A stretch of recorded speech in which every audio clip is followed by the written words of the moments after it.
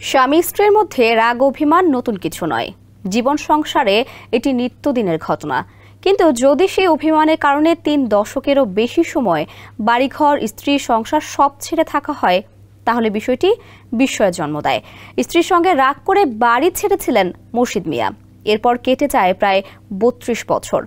সম্প্রতি সামাজিক যোগাযোগ মাধ্যম ফেসবুকের মাধ্যমে স্বজনরা তার খোঁজ পান। অভিমান ভেঙে বাড়িও ফেরেন, কিন্তু ঘরে এসে দেখেন স্ত্রী আর নেই, চলে গেছেন বহু আগে। কিন্তু মুর্শিদ মিয়া বাড়ি ছাড়লেও আর বিয়ে করেননি।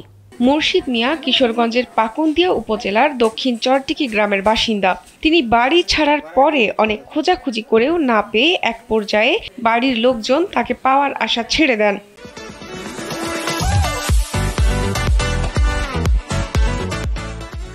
সম্প্রতি স্বজনরা সামাজিক যোগাযোগ মাধ্যমে খুঁজে পেয়ে বাড়ি ফিরিয়ে আনেন তাকে। রোববার পাকুন্দিয়া থানা পুলিশের সহায়তায় তিনি বাড়ি ফেরেন, কিন্তু বাড়ি ফিরে দেখেন স্ত্রী নেই। অনেক আগেই স্বামীর ভিটা ছেড়ে চলে গেছেন। তবে বাড়ি ছাড়ার কারণ নিয়ে কেউ আবার ভিন্ন কথাও বলেন।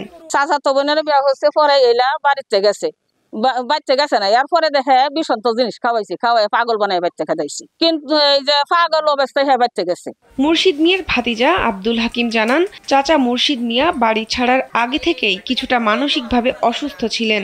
৩২ বছর পর চাচাকে ফিরে পেয়ে খুব আনন্দ লাগছে। বাড়ি ছাড়ার পর থেকে নরসিংদী জেলার রায়পুরা উপজেলার শিবপুর বাজারে থাকতেন তিনি।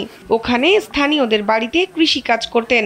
আমার জন্মের আগে গেছে, আর বাপের চেয়ে আর সনে দিয়ে কিছু মিল আছে।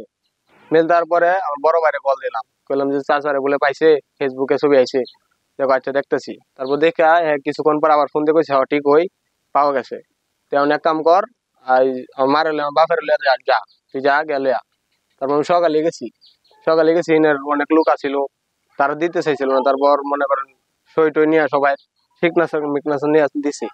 আব্দুল হাকিম আরো জানান, মুর্শিদ মিয়া গত ৩২ বছরে ৪.৫ লাখ টাকা জমা করেছিলেন, যা কয়েকদিন আগে মসজিদে দান করে দেন। স্ত্রীর সঙ্গে অভিমানে বাড়ি ছাড়লেও নতুন করে কোনো বিয়ে করেননি তিনি। স্কুলের বারান্দা, বাজার, মসজিদের বারান্দা, মানুষের বাড়ি যেখানে সুবিধা পেতেন সেখানেই রাত যাপন করতেন। কয়েক মাস ধরে তিনি অসুস্থ। জীবনের শেষ সময়টা যেন ভালোভাবে কাটাতে পারেন সে চেষ্টা করার কথাও জানান মুর্শিদ মিয়ার ভাতিজা। শাহনাজ পারভিন, কালবেলা।